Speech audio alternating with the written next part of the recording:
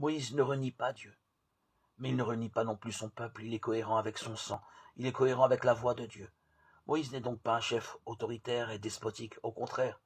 Le livre des Nombres le définit comme l'homme le plus humble que la terre ait porté. Nombre 12, 3.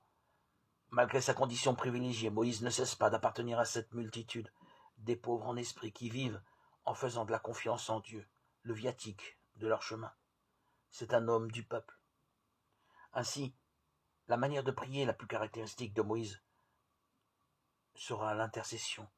Sa foi en Dieu ne fait qu'un avec le sentiment de paternité qu'il nourrit pour son peuple. L'Écriture le représente habituellement avec les mains tendues vers le haut, vers Dieu, presque comme pour faire un pont de sa personne entre le ciel et la terre. Même dans les moments les plus difficiles, même le jour où le peuple rejette Dieu et le rejette lui-même pour fabriquer un veau d'or, Moïse n'envisage pas de se détourner de son peuple. C'est mon peuple, c'est ton peuple.